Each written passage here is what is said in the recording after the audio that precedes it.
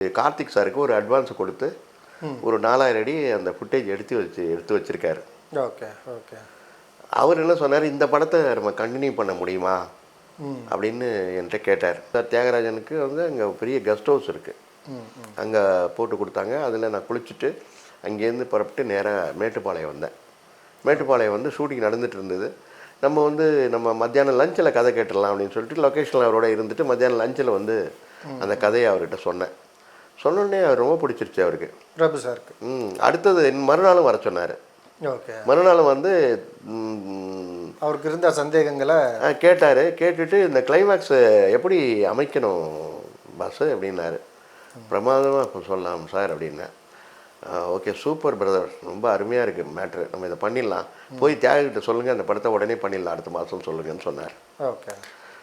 மறுநாளும் பிரபு சாரை பார்த்து ரொம்ப நன்றி சார், என்னை வந்து கதையை கேட்டு என்னை வந்து இயக்குனராக தேர்ந்தெடுத்ததுக்கு நல்ல கதை. ஏன்னா எங்கள் அப்பா ஒரு காலத்தில் பாட்டுக்காரன்னு நடித்தார், அதுக்கப்புறம் படம் பூரா என்னை ஒரு பாட்டுக்காரனாக வைக்கிறீங்க, அது சிறப்பாக இருக்கும் அப்படின்னாரு. யார் அப்படின்னா அது இல்லை சங்கர் அந்த படத்துக்கு வந்தார். அதுக்கப்புறம் இந்த படம் ட்ராப் ஆகி நான் தெருவில் சுற்றிட்டு இருக்கிறத பார்த்துட்டு அவர் போய் அழகாக சந்திரசேகர்கிட்ட சேர்ந்து அவர் பெரிய டைரக்டராக போயிட்டார். அன்னியன்ன்ற டைட்டில் அவர் எடுத்துக்கிட்டார். அதுக்கு ஏதாச்சும் என்கிட்ட எதுவும் கேட்கல. நீங்களும் டைட்டில் எதுவும் பதியல? நான் டைட்டில் பதிச்சிருந்தேன். இதுக்கெல்லாம் வந்து கூட வந்து ஒர்க் பண்ணவர் யாருன்னு கேட்டிங்கன்னா தரணி டைரக்டர், கில்லி படம் எடுத்தார்ல அவர். ஏன்னா ஏற்கனவே அவங்க உதயகுமார் சார் வச்சு படம் எடுத்திருக்காங்க. ஸோ இந்த தரணி அவர்களுக்கு ஒரு நல்ல வாய்ப்பை கொடுக்கணும்னு சொல்லிட்டு தன் ஆஃபீஸ்லேயே வச்சுருக்காரு சத்யஜோதி தியாகராஜன் சார். இந்த கதை முழுமையாக அவருக்கு தெரிஞ்சது. நிறைய கம்பெனிகள் போயிட்டு யார் ஆர்டிஸ்ட் சொல்ல முடியுமா, விஜயகாந்த் சார் சொல்ல முடியுமா அல்லது சத்யராஜ் சாருக்கு சொல்ல முடியுமா அப்படின்னு சொல்லி நான் பார்த்துட்டு இருந்தபோது ஒரு நாள் என்னாச்சு, திடீர்னு வந்து என்னுடைய மிகப்பெரிய ஒரு நெருங்கிய ஒரு பிஆர்ஓ அவர் மூலயமா நேராக போய் கார்த்திக் சாரை பல படப்பிடிகளில் போயிட்டு இந்த கதையை சொன்னோம். கார்த்திக் அப்போ அப்படியே கட்டி பிடிச்சிட்டு, பாஸ் அந்த படம் மிஸ் ஆகிடுச்சுல சத்யஜோதி, இப்போ சேர்ந்துட்டோம் பார்த்தீங்களா, the world is very short, so we have met அப்படின்னு சொன்னார். அப்புறம் எனக்கு பயங்கர சந்தோஷமாகிடுச்சு. பார்த்து டைட்டில் வந்து அப்புறம் மறுபடியும் அகைன் அந்த கதையை விரிவாக்கம் பண்ணோம், எல்லோரும் வந்து ஒர்க் பண்ணாங்க. அது வந்து டைட்டில் வந்து அன்னியன்னு பேர் வச்சோம். ஓகே. ராமநாதன் சார் ரொம்ப நல்லா இருக்கு அப்படின்னாரு. அதுக்கப்புறம் ஸோ தினத்தந்தியில் ஃபுல் பேஜ் அந்த விலங்கு போட்டு வருதுல்ல, அதில் வந்து போட்டோம். அப்போ வந்து சங்கர் வந்து அடுத்தது திரைப்படத்திற்கான வாய்ப்புகளை தேடி அலைஞ்சிட்ருக்காரு. யார்? டேரக்டர் சங்கர். அப்போ வந்து என்ன பண்ணுவார், என்னுடைய படம் அன்னியன் ஆரம்பித்தா நம்ம அதை உதவியாளராக இருக்கலாம்னு சொல்லிட்டு என் பின்னாடி வரார். ஏன்னா முதல் படமும் அவர் என்னோட ஒர்க் பண்ண முடியல, ரெண்டாவது படமும் என்னோட ஒர்க் பண்ண முடியல. அப்பப்போ சின்ன கார்த்திக் சார் வந்து கம்ப்ளீட்டாக அவருடைய சொந்த வேலைகள்லேயும் கால் ஷீட்னாலேயும் எங்களுக்கு கிடைக்காம போயிட்டார்.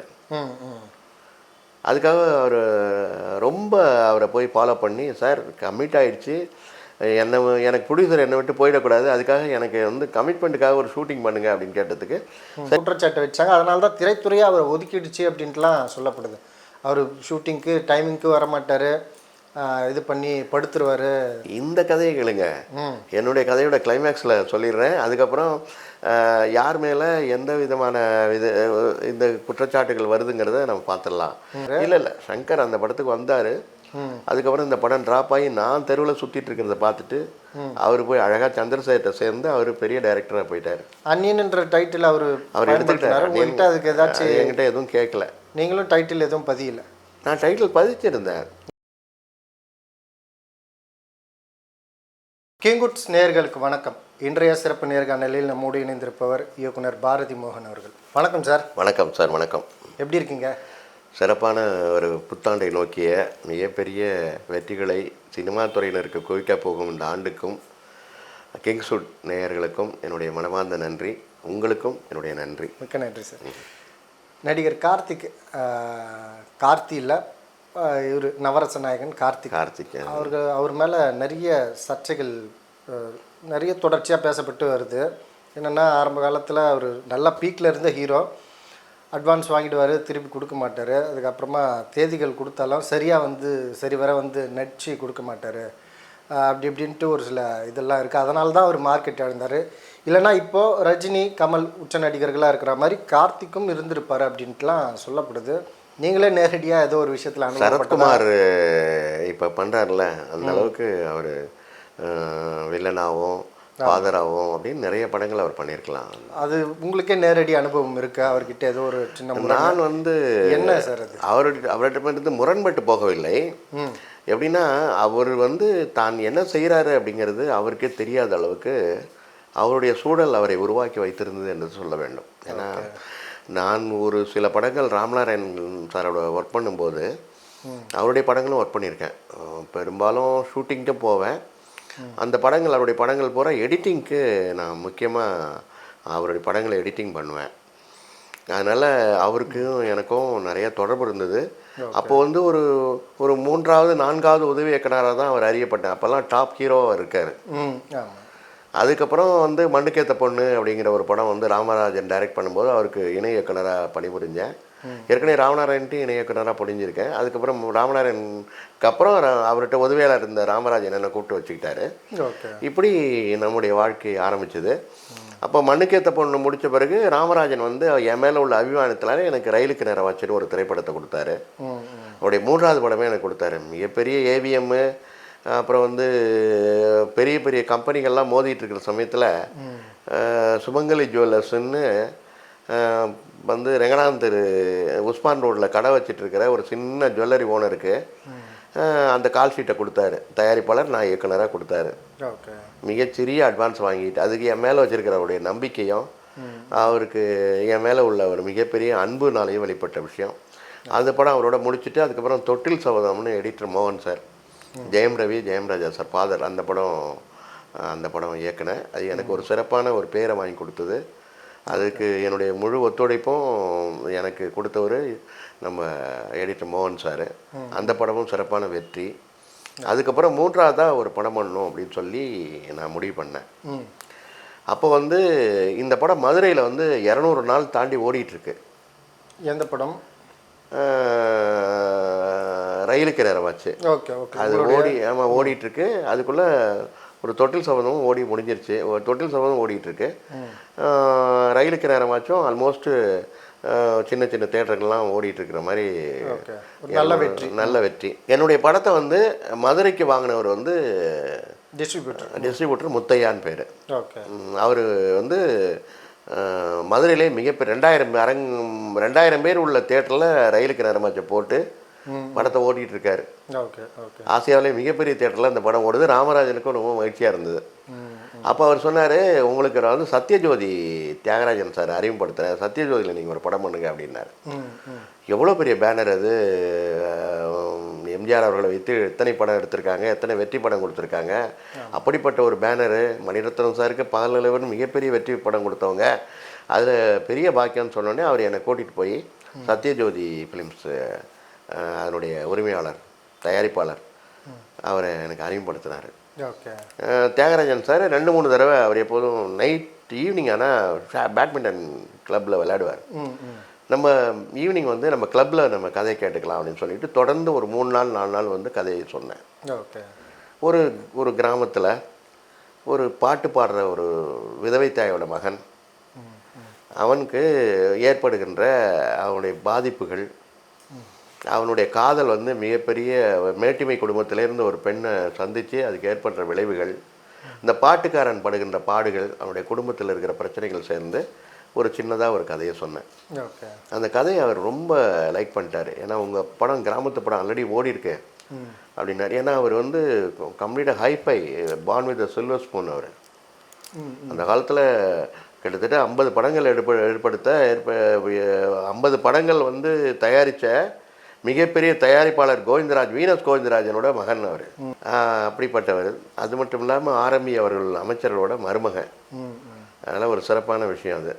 அது அவருக்கு ரொம்ப பிடிச்சிருச்சு கதை சொன்ன விஷயம். ஆமாம். அப்புறம் வந்து அவர் நிறைய ஆங்கிலம் படித்ததுனால என்கிட்ட ஆங்கிலத்திலே நிறைய உரையாடுவார்.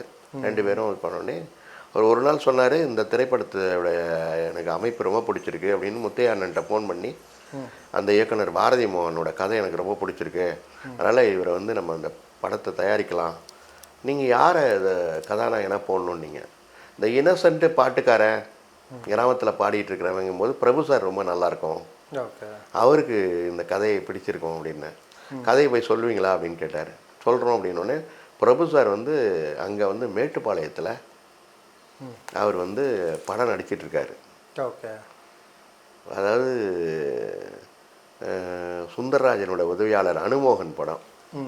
அந்த படம் அவர் ஷூட்டிங் நடக்குது. அப்போது நீ போய் ஷூட்டிங் லொக்கேஷன்லேயே இப்போ கதை சொல்லுங்கள், நான் பிரபுகிட்ட பேசிடுறேன் அப்படின்னு. ஏன்னா பிரபு சாரோட அண்ணன் ராம்குமாருக்கு நம்ம சத்யஜோதி தியாகராஜன் சார் கிளாஸ்மேட் அளவுக்கு ரொம்ப க்ளோஸ் ஃப்ரெண்டு. Okay okay. உடனே பேசினோடனே சரி வர சொல்லுப்பா, நான் பேசிடலாம், கதையை கேட்டுடலான்னு பிரபு சார் வர சொல்லிட்டார். நான் வந்து கோயம்புத்தூரில் போய் இறங்குறேன். கோயம்புத்தூர் ஸ்டேஷனுக்கு வந்து எனக்கு ஜீப் வருது. ஓகே. ஏன்னா அந்த அந்த குடும்பத்தோட நெருக்கமாக ஆரம்பி ஐயாவோட சத்யஜோதி சாரோட ரொம்ப நெருக்கமாக நெகமம் எம்எல்ஏ, அவருடைய எம்எல்ஏவோட காரு எனக்கு வருது. அவங்க காரு ஜீப்பு வருது. ஜீப்பு வந்தோடனே காலையில் எனக்கு அங்கே ஒரு மிகப்பெரிய கெஸ்ட் ஹவுஸில் ரூம் போட்டு கொடுத்தாங்க. ஏன்னா சத்யஜோதி சார் தியாகராஜனுக்கு வந்து அங்கே பெரிய கெஸ்ட் ஹவுஸ் இருக்குது, அங்கே போட்டு கொடுத்தாங்க. அதில் நான் குளிச்சுட்டு அங்கேருந்து புறப்பட்டு நேராக மேட்டுப்பாளையம் வந்தேன். மேட்டுப்பாளையம் வந்து ஷூட்டிங் நடந்துகிட்டு இருந்தது. நம்ம வந்து நம்ம மத்தியானம் லஞ்சில் கதை கேட்டுடலாம் அப்படின்னு சொல்லிட்டு லொக்கேஷனில் அவரோட இருந்துட்டு மத்தியானம் லஞ்சில் வந்து அந்த கதையை அவர்கிட்ட சொன்னேன். சொன்னோடனே அவர் ரொம்ப பிடிச்சிருச்சு அவருக்கு, பிரபு சாருக்கு. அடுத்தது மறுநாளும் வர சொன்னார். ஓகே. மறுநாளும் வந்து அவருக்கு இருந்த சந்தேகங்களை கேட்டார். கேட்டுட்டு இந்த கிளைமேக்ஸ் எப்படி அமைக்கணும் பஸ்ஸு அப்படின்னாரு. பிரமாதமாக இப்போ சொல்லலாம் சார் அப்படின்னேன். ஓகே சூப்பர் பிரதர், ரொம்ப அருமையாக இருக்குது மேட்ரு, நம்ம இதை பண்ணிடலாம், போய் தியாகிட்ட சொல்லுங்கள், அந்த படத்தை உடனே பண்ணிடலாம், அடுத்த மாதம் சொல்லுங்கன்னு சொன்னார். ஓகே. மறுநாளும் பிரபு சாரை பார்த்து ரொம்ப நன்றி சார், என்னை வந்து கதையை கேட்டு என்னை வந்து இயக்குனராக தேர்ந்தெடுத்துக்கு நல்ல நல்ல கதை. ஏன்னா எங்கள் அப்பா ஒரு காலத்தில் பாட்டுக்காரன்னு நடித்தார், அதுக்கப்புறம் படம் பூரா என்னை ஒரு பாட்டுக்காரனாக வைக்கிறீங்க, அது சிறப்பாக இருக்கும் அப்படின்னாரு. யார் அப்படின்னா அது அவங்க சார் தான் மியூசிக் யாருன்னு சார் முடிவு பண்ணுவார். நான் என்னுடைய சஜஷன் இளையராஜா இருந்தால் நல்லாயிருக்கும், ஏன்னா பாட்டுக்கார கேரக்டருக்குன்னு சொன்னேன். அவர் இது வரைக்கும் யார் மியூசிக் அப்படின்னு என்கிட்ட ஒப்பீனியன் கேட்கல, கேட்டால் நான் சொல்லிவிடுவேன் சார் அப்படின்னேன். சரி அது நீங்கள் 2 பேரும் பார்த்துக்குங்க, எனக்கு கதை உடன்பாடு, நானும் பிரபுகிட்ட நானும் வந்து கம்ப்ளீட்டாக ராம்குமார்கிட்ட ஃபோன் பண்ணி சொல்லிடுறேன், அவர் ஃபோன் பண்ணி கம்ப்ளீட்டாக தியாகிட்ட சொல்லிடுவார். ஸோ அப்படி தான் நாங்கள் பேசிகிட்டு இருக்கோம் நான் அப்படின்னு சொன்னார். உடனே நேராக வந்தேன். ஆஃபீஸில் உட்காந்தோடனே இந்த கதையை எழுத ஆரம்பிச்சிடலாம் அப்படின்னு சொல்லிட்டு அந்த ஆஃபீஸ்லேயே டிஎஸ் துரைராஜன் சொல்லிட்டு அவருடைய சத்யஜோதி தியாகராஜன் சாரோட உறவினர், அவர் தான் வந்து கம்ப்ளீட்டாக அந்த கதையில் அவர் நிறைய படங்கள் எடுத்தவங்க, அவங்க வந்து அந்த கதையை வடிவமைக்கிறாங்க. அதனால் அவரோட உட்காந்து அந்த கதையை வடிவமைச்சு பண்ணிகிட்ருக்கோம். அப்போது 10 நாள் 15 நாள் கிட்டத்தட்ட 1 மாதம் உட்காந்து அந்த படத்துக்கான கதையை எழுதியாச்சு.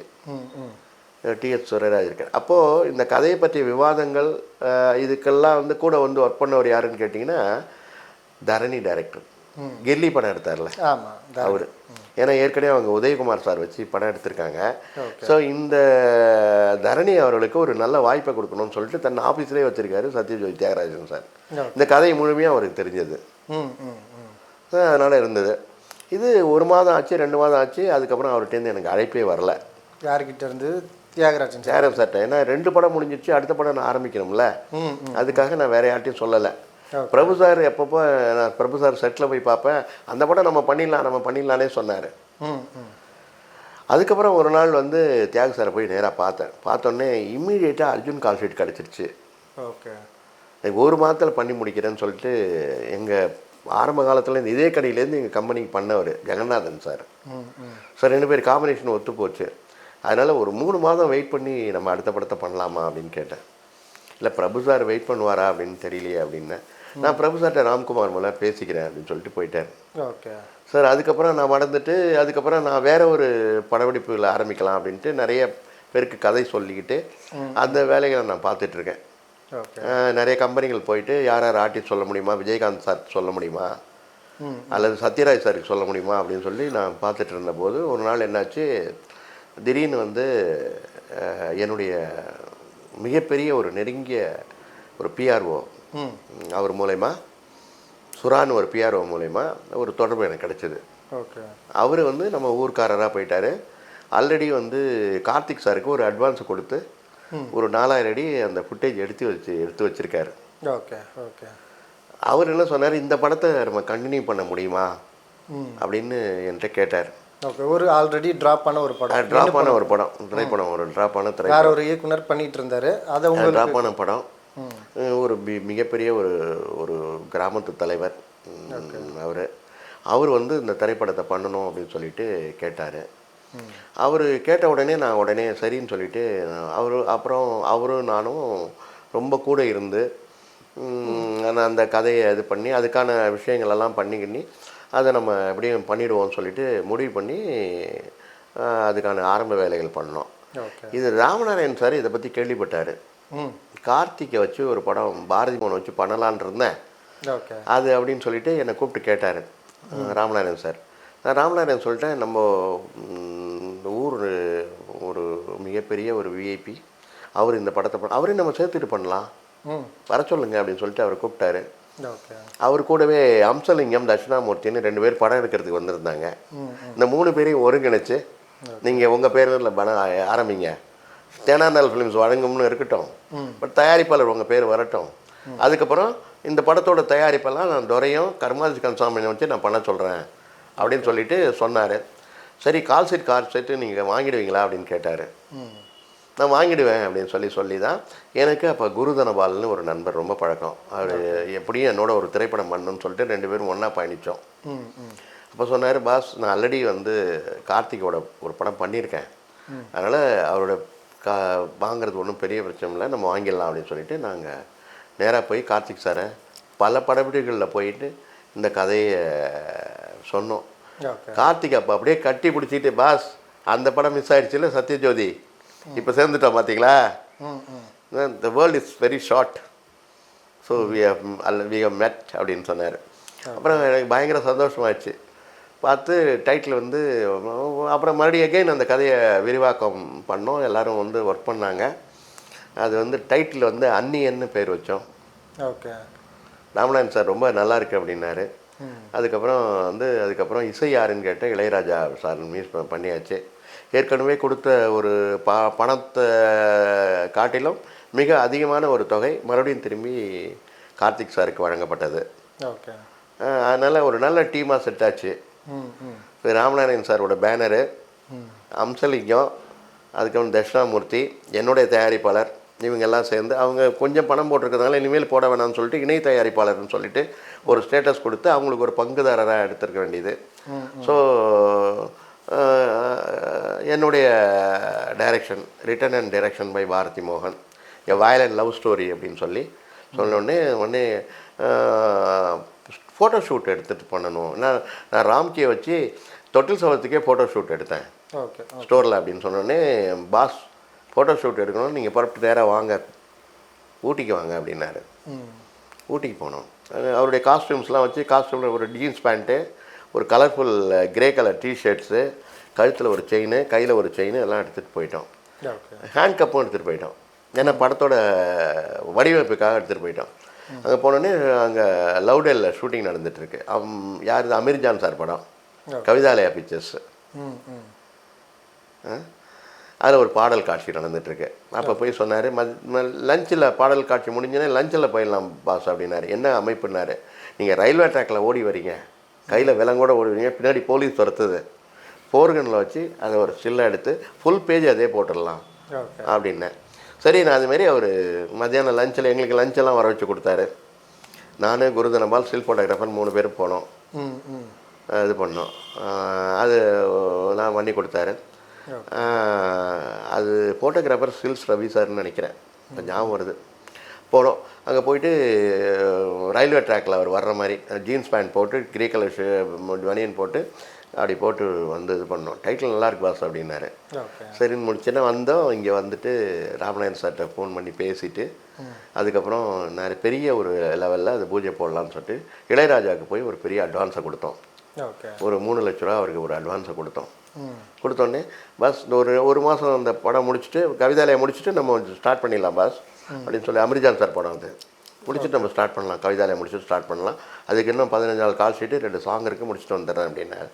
சரி, நாங்கள் ட்ராவல் பண்ணிவிட்டு அதுக்கப்புறம் சாங் கம்போஸ் பண்ணலான்னு சொல்லிவிட்டு நான் இளையராஜாட்ட போனேன். நம்ம மோகன், ஏன்னா அவரோட நான் நிறைய படங்கள் ராஜா சாரோட பணிபுரிஞ்சிருக்கேன். ரெண்டாவது நான் காமெடி ட்ராக்கில் வந்து வீரப்பனோட உதவியாளர் ஒர்க் பண்ணும்போது நிறைய காமெடி ட்ராக்கில் வந்து அவருக்கு இன்னும் ஈடுபாடு அதிகம். கவுண்டமணி செந்தில் காமெடி ட்ராக்கு அதை சொல்கிறதுக்காக வீரப்பன் போவார். அப்போ நானும் கூட போவேன். மோகனை எப்படியாவது ஒரு டைரக்டர் ஆக்கணும்னு சொல்லி வீரப்பன் சொல்வார்.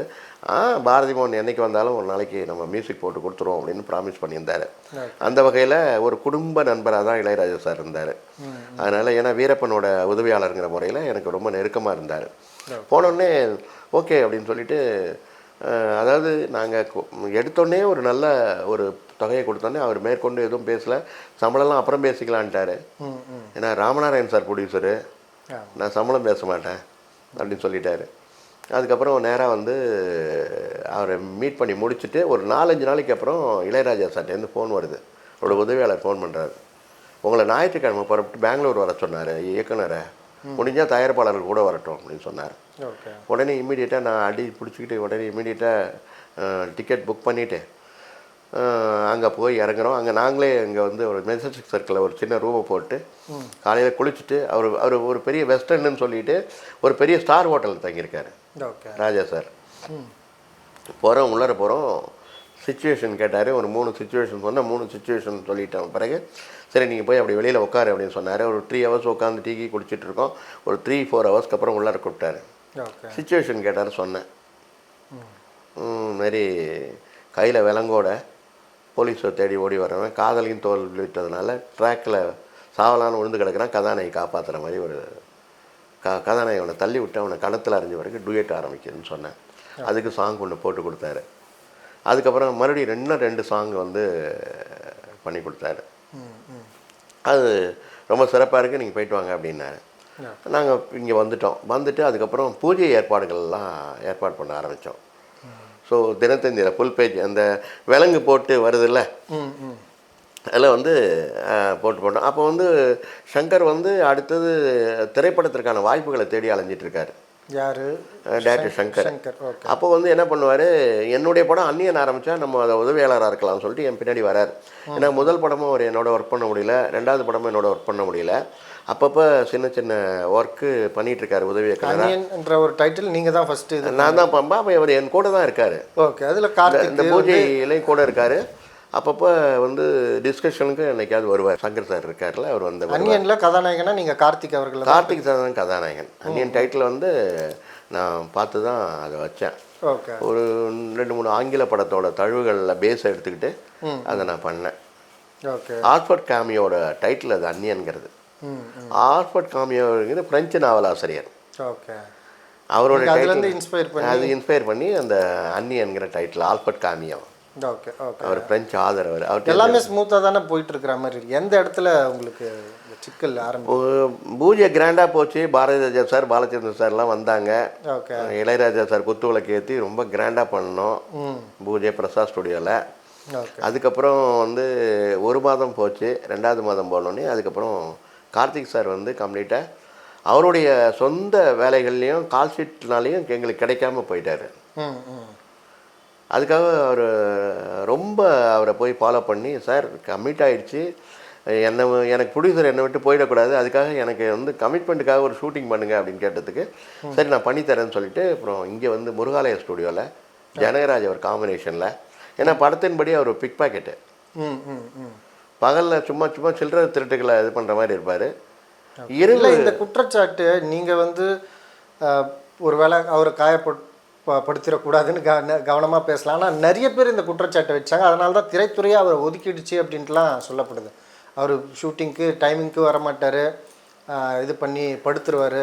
இந்த கதையை கேளுங்க, என்னுடைய கதையோட கிளைமேக்ஸில் சொல்லிடுறேன். அதுக்கப்புறம் யார் மேலே எந்த விதமான இந்த குற்றச்சாட்டுகள் வருதுங்கிறத நம்ம பார்த்துடலாம். எப்படின்னு கேட்டால், இந்த படம் பூஜை போட்ட பிறகு அவருக்கு ரொம்ப மிகப்பெரிய பூஜைக்கு வரலை, ஆனால் அவருக்கு மிகப்பெரிய சந்தோஷம். அவர் வேறு ஷூட்டிங்கே வரல, பூஜைக்கு வரல அவருக்கு. ஆனால் அவருக்கு மிகப்பெரிய சந்தோஷம். வர முடியாத அளவுக்கு அவருக்கு ஷூட்டிங் கால் ஷீட், கிளைமேக்ஸ் காட்சிகள் மிக தூரத்தில் இருந்தார், ஊட்டியில் இருந்தார். அதனால் வந்து அவர் சிறப்பாக இருந்து வாழ்த்துக்களை சொன்னார். அதனால் இது பண்ணார். அது அப்போல்லாம் ஒன்றும் சின்ன மிஸ் அண்டர்ஸ்டாண்டிங்காக தான் இல்லை. அதற்கப்புறம் வந்து அவர் என்னென்னா, அவர் குடும்ப சூழ்நிலைகள், அவர் திருமணம் பண்ணி முடித்த நேரம், திருமணம் முடிச்சுட்டு அது ஒரு 3 மாதங்கள் 2 மாதங்கள் கடந்த சூழ்நிலையில் தான் இது நடக்குது. ஒரு 6 மாதம் திருமணம் முடிஞ்சு ஒரு 6 மாதம் 7 மாதம் சூழ்நிலை இது நடக்குது. அதனால் அவரை ரீச் பண்ண முடியாத அளவுக்கு மிகப்பெரிய ஒரு எங்களுக்கு பாதிப்பு இருந்தது. இதில் தயாரிப்பாளர்கள் வந்து என்ன போட்டு நெருக்க ஆரம்பிச்சிட்டாங்க. உங்கள் சாய்ஸ் படி தானே எல்லாமே நடந்தது. அப்புறம் குரு தனபால் போயிட்டு அவரை வச்சு, சார் குரு தனபால் நீங்கள் தானே சார் பாஸ் பேசுனீங்க, எதாவது பண்ணி விடுங்கன்னு அவரும் போய் பேசுகிறாரு. அவருக்கும் கரெக்டான நான் ஒவ்வொரு முறையும் அவர் அனுப்புவேன், நான் போவேன், நான் குரு தனபால்கிட்ட சொல்லி அனுப்புகிறேன் அப்படிம்பாரு. அப்புறம் குரு தனபால்கிட்ட போனார்னா அவர் வந்து நீங்கள் இன்னொரு தடவை நீங்கள் டேரக்டரை கூட்டிகிட்டு வாங்க, நம்ம உட்காந்து பேசி டேட்டை ஃபிக்ஸ் பண்ணுவோம்பாரு. இது மாதிரியே கிட்டத்தட்ட ஒரு 3 மாதங்கள் நடந்திருக்கேன் அவரோட. இதுவே ஒரு 7 மாதம் 6-7 மாதம் ஆயிடுச்சு. அதுக்கப்புறம் ஒரு 2 நாள் கால் ஷீட் கொடுத்தாரு. அந்த 2 நாளில் வந்து 1.5 நாள் தான் பண்ணோம். அது முருகாலய ஸ்டூடியோவில் வச்சு ஜனகராஜ் காம்பினேஷனில் ஒரு ஷூட் பண்ணோம். அதுக்கப்புறம் கதைப்படி ஒரு மிகப்பெரிய காட்சி எடுக்க வேண்டியிருந்தது.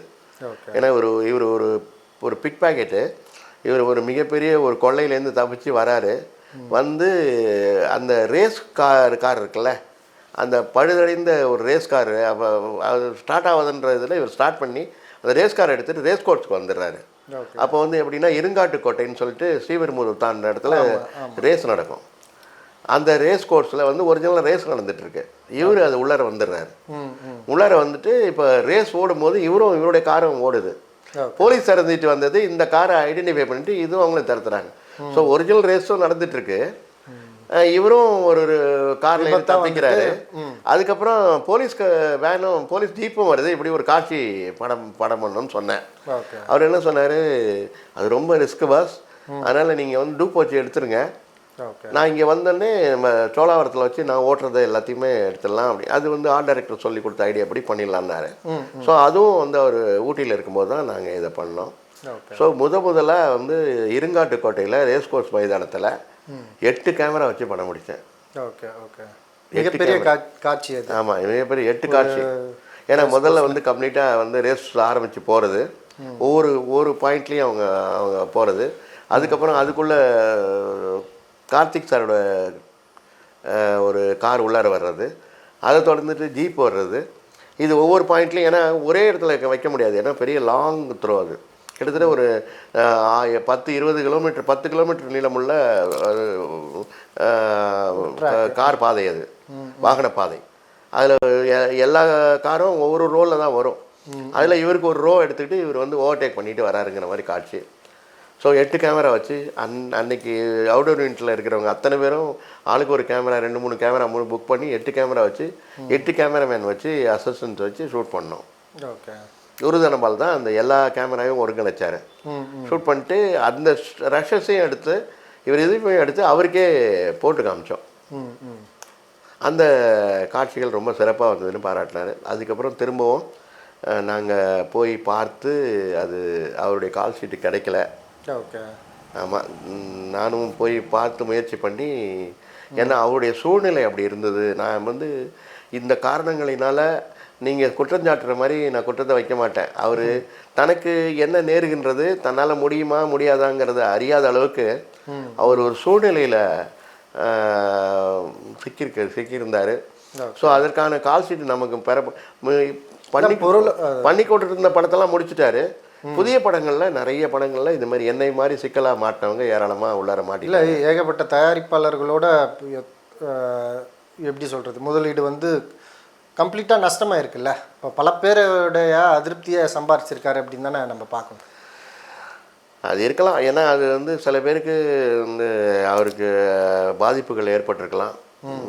அப்புறம் இளையராஜாட்ட போய் இந்த நிலைமை சொன்னோம். அப்புறம் வந்து சொன்னார், இளையராஜா சொன்னார், சின்ன தயாரிப்பாளர்களை போட்டு நம்ம இது பண்ண வேணாம், நீங்கள் முடிவு எடுத்துக்கங்கன்னாரு. அப்புறம் ராமநாராயண் சார், இதுக்கு வந்து சந்திரபிரகாஷ் ஜெயின்ராஜ் இதுமாரி முக்கியமான ஃபைனான்சியர்ஸு இந்த தயாரிப்பாளர்கள்லாம் ஒருங்கிணைச்சு, ஸோ நம்ம பேனரில் 45 நாளில் படம் பண்ணலான்னு வந்தோம், இப்போவே 6-7 மாதம் ஆச்சு. ஸோ இந்த படத்தை ட்ரா பண்ணிடலாம் அப்படின்னு சொல்லி முடிவுக்கு வந்து ட்ரா பண்ணியாச்சு. அதுக்கப்புறம் இளையராஜாட்ட அந்த மேட்டர் சொன்னோன்னே இளையராஜா வாங்கின பணத்தை அப்படியே கொண்டு வந்து திருப்பி கொடுத்துட்டாரு, 3 லட்சத்தை. இது கம்போஸ் பண்ண பணங்களுக்கான இதெல்லாம் வச்சுக்கோங்க, அப்படியெல்லாம் வேண்டாம், அது வேறு ஒரு தெலுங்கு படத்துக்காக போட்டது கம்போஸிங் தானே, அதெல்லாம் வேணாம், அடுத்த படத்தில் பார்த்துக்கலாம் அப்படின்னு சொல்லிட்டு அவர் ஓகே, பெருந்தன்மையாக வாங்கின அட்வான்ஸை அப்படியே திருப்பி கொடுத்துட்டாரு. அதுக்கப்புறம் தயாரிப்பாளர் போயிட்டு இவங்க கொடுத்த அட்வான்ஸை கார்த்திக் சார்கிட்ட போய் கேட்டு அது வாங்கிட்டாங்களா வாங்கலையான்னு எனக்கு தெரியாது. இல்லை, நிறைய குற்றச்சாட்டு அதுதான். அவர் வாங்கின அட்வான்ஸ் இது வரைக்கும் திருப்பி கொடுத்ததே இல்லை. அது தயாரிப்பாளரோட அதோட என்னுடைய வாழ்க்கையும் பிரேக் ஆகி ஒரு 1 இயர் வேணா 3வது வெற்றி படம் 2 படம் வெற்றி படம் கொடுத்தேன். 3வது வெற்றி படத்துக்கு 1 வருஷம் லேட் ஆச்சு. இந்த 1 வருஷத்தில் நான் 2 படம் வெற்றி படம் கொடுத்தன்றதே மக்கள் மறந்துட்டாங்க, இண்டஸ்ட்ரியும் மறந்துடுச்சு. ஸோ என்ன நான் திரும்பி எடுத்து கொண்டு வரத்துக்கு நம்ம என்ன பண்ணலாம், எடுத்தது என்ன பண்ணலாம் அப்படின்னு நான் பெரிய ஒரு நார்மலாக இருக்கிற ராமராஜனை வச்சு தான் வெற்றி கொடுத்தேன். அதனால் பெரிய அப்போ இருந்த சூப்பர் ஹீரோக்கெல்லாம் இருந்தார். சத்யராஜெல்லாம் டாப்பில் இருந்தார், கார்த்திக் டாப்பில் இருந்தார், எல்லாமே டாப்பில் இருந்தாங்க. அதனால் அடுத்தது என்னுடைய ஓட்டத்தை எடுக்கிறதுக்கு தாமதம் ஆயிடுச்சு. அது சங்கர் உங்கள் கூட ட்ராவல் பண்ணுறாரு? இல்லை, சங்கர் அந்த படத்துக்கு வந்தார். அதுக்கப்புறம் இந்த படம் ட்ராப் ஆகி நான் தெருவில் சுற்றிட்டு இருக்கிறத பார்த்துட்டு அவர் போய் அழகாக சந்திரசேகர்கிட்ட சேர்ந்து அவர் பெரிய டைரக்டராக போயிட்டார். அன்னியன்ன்ற டைட்டில் அவர் எடுத்துக்கிட்டார். அதுக்கு ஏதாச்சும் என்கிட்ட எதுவும் கேட்கல. நீங்களும் டைட்டில் எதுவும் பதியல? நான் டைட்டில் பதிச்சிருந்தேன். ஓகே. அது வந்து அதில் நிறைய குளறுபடி நிறைய இடத்துல அந்த படம் ட்ராப் ஆயிடுச்சு, இனிமேல் அந்த டைட்டில் அவங்க யூஸ் பண்ண மாட்டாங்கன்னு சொல்லிட்டு என்னட்ட ஒரு வார்த்தை அவர் பேசி சொல்லியிருக்கலாம். அன்னிங்கிற டைட்டில் அது ரொம்ப லேட்டாக 7 வருஷத்துக்கு அப்புறம் தான் அந்த டைட்டில் எடுத்து அவர் யூஸ் பண்ணார். அதுக்கப்புறம் அவர் 7 வருஷம் ட்ராவல் பண்ணியிருக்கோம். அவர் அன்னைக்கு ஞாபகம் வச்சுருந்தார். ஒரு பாரதி மோகன் படம் அன்னியன்கிற படம் வந்து கான் இன் டு ஷெல்ஃப், அது ஒரு குடோனில் போயிட்ட படம். அந்த படத்தோட டைட்டில் நம்ம ஏன் வைக்கக்கூடாது? ஏன்னா அவர் ஜென்டில்மேன் வச்சார்ல, நான் இருக்கு என்கிட்ட கேட்கணுன்ற ஒரு அவசியமே இல்லை. அவரை எடுத்து வச்சுக்கிட்டார். ஓகே. அப்போது அந்த படம் ஒருவேளை கார்த்திக் அவர்கள் வந்து நடித்து கொடுத்துருந்தா தொடர்ச்சியாக நிறைய படங்கள் பண்ணி நான் ஒரு பெரிய ஒரு பிகாஸ் ஒரு டாப் டைரக்டர்ஸில் ஒரு டைரக்டராக வரதுக்கு வாய்ப்பு இருந்திருக்கலாம். கண்டிப்பாக. ஏன்னா அந்த படம் ஒரு ஆங்கில பாணியில் ஹாலிவுட் ஃபிலிம் மாதிரி எடுத்தேன்.